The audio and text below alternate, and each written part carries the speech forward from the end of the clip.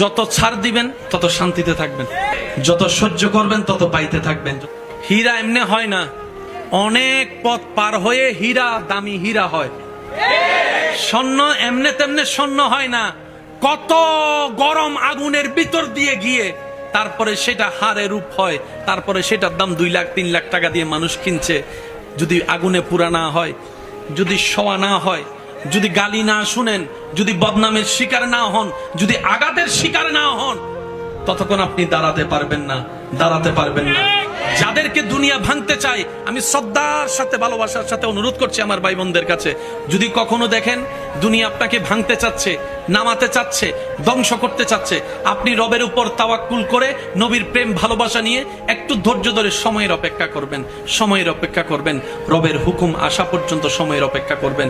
মনে রাখবেন, ভাঙ্গা জিনিসগুলাকে আল্লাহ এমন ভাবে সুন্দর করে নতুন করে সাজাবে, আপনাকে